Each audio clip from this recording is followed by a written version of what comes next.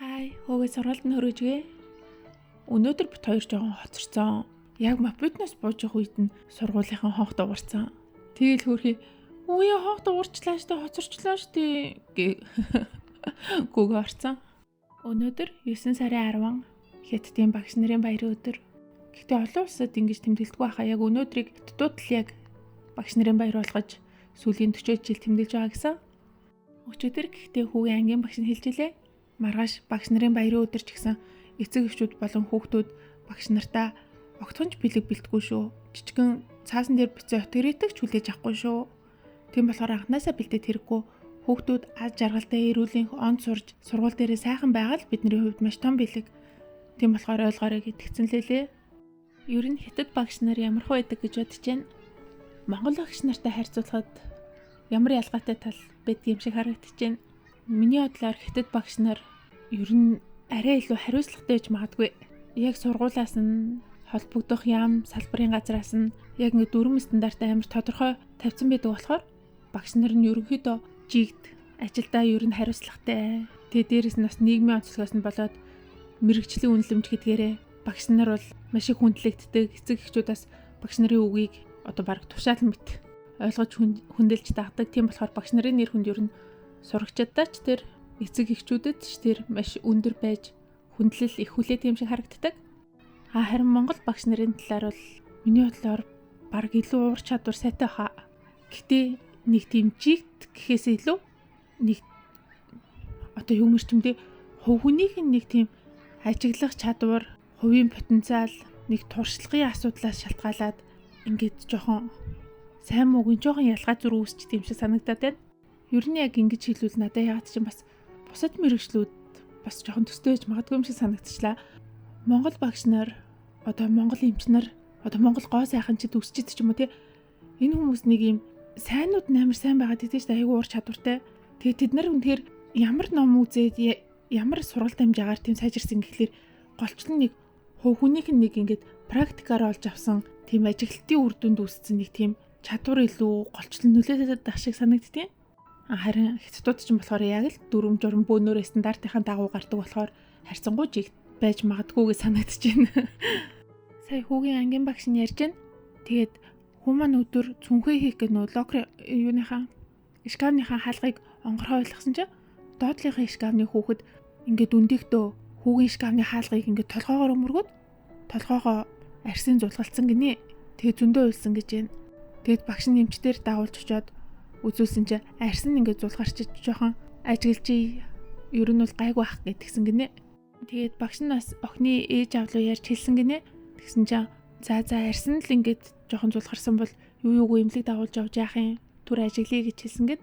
Тэгээд хүү маань бол тэр охиноос зөндөө уучлалтгүйсэн гинэ хөрхий. Бас сандарсан л ах. Гэтэл ер нь тэгэл юмны хаалганд хуруугаараа толгоогоо цохих мөргөх тэгэл орны өнцөгт хүлний чигчүү урууга цохимогч ямар муухай өвддөг үлээ дээ. Хөрхий охин толгой нүвцэн баха. Тэгээд багш нас надад нэмж ингэж хэлсэн. Одоо энэ хүүхдүүд одоо бага сургуультай дахиад 6 жил хамтдаа сурна. Тийм болохоор хүүхдүүд хоорондоо харилцаа, найзлал нөхөрлөл, мөн эцэг эхчүүд бие биенээ ойлгох, бие биетэйгээ илдэг харьцах маш чухал зүйл. Тийм болохоор хэдийгээр өнөөдөр хүн санаандгүй байдлаар шкафныхаа хаалганд нь өөр хүүхд мөрөгцөн ч гэсэн чи хичээл тарахад жоохон идэж уух юм бэлдээ түрээ дээр тэгээд нөгөө нэг охинд нь өгчих эцэг эхэнчтэй хараг. Энэ нь та нарын цаашдаа харилцаанд хүүхд хоорондын харилцаанд айгүй эвтэйхэн зохицуулга үйлчилгээтэй жижигэн бэлэг болчих واخ гэдгсэн. Тэгээд би нэг угаасаа жоохон том юм бэлтчихээр чи авж байгаа хүнд ч өгч өгөө хүндээ ч өгөө. Тийм болохоор жоохон бичээ авчиад өгчээ. За би бас Хятадд анх ирээд Хятад багш нартай өнгөрүүлсэн дурсамж түүхээсээ ярий за. Хамгийн анх Хятадд ирээд Чинхуа их сургууль сурдаг гэсэн. Тэр үед манай хэлний нэг настай дөрөв багш байсан юм аа. Тэгээ тэр багш нэг удаа хичээл орж явахдаа Хятадд нас орсны дараа нөгөө газар нэлээд үнэтэй байдаг. Тэгээд өнгөрсөн ч гэсэн бус үлдсэн хүмүүстэй дарамт болохгүй тул нөхөр хоёр газар авсан байгаа. Тэгээд бит хоёр яг ингээд нэг газар тавсан. Одоо дарааллуулаад гэх юм уу? Тэгцэн тэргээ тиймэрсэн надад бүр амар эвгүй санагдчихсан за. Тэгээд би бүр амар эвгүй санагдаж ерөөсө болж өгөхгүй. Тэгээд би уйлцсан bijсэн. Доошоо хараад. Тэг чи багш маань намайг харсан за. Тэгээд багш маань тухайн өдрөө намайг аргатаад. Тэг тэрнээс хойш бит хоёрын харилцаа амар татна болсон за. багш надаа ингэж хичээл дээр ирэхдээ ганцхан надаа ингэж амар гой юм идэж уух юмнууд тавиад ирдэг зэний хөөрхөө. Тэгээ хаяа бит хоёр сургуулаараа алхах нь нуулзан тийм хөөрхөн багш байж лээ. Бараг 10-аад жилийн өмнөх асуудал ярьж байгаа болохоор тэрнээс хойш багштайгаа нь ерөөсөө уулзаагүй. Гэхдээ одоо бас эрүүл сараа сайхан байгаа гэж найдаж байна. Дараагийн түүх бас настай өтөр багштай холбоотой заа. Тэр багш маань арай өөр сургуулийн багш. Иенда шигээд хэл соёлын сургуулийн багш байсан. Тэгээд бас нэг хичээлийн үеэр тэр үед нэг дан гадаад оюутнуудаараа хичээлдэг гэсэн аахгүй. Тэгээд эхний нэг хэдэн минут ч үлээ өөрсдийнхөө оронд болсон сонингоос мэдээ цуглуулаад тэгээд сонин сайхнаа ярьдаг гэсэн баггүй. Тэгсэн чинь манай анги нэг Таиланд охин улс орныхон сонин сайхныг ярихдаа одоо ингээ сүүлийн жилүүдэд манай эрэгтэй хүмүүс эмэгтэй болох юм хөлс шилжүүлэн суулгах мэт засал GDP-д нөлөөлөх хэмжээнд маш их юм орлого оруулж байна энэ төргээ ярьсан байхгүй юу. Тэгсэн чинь тэгэл бид нар ч бүгдээрээ нэг 20 орчим насны залуучууд сонирхсан шүү дээ. Тэгэд яаж тэр мэт заслыг хийдгийг тэгэд одоо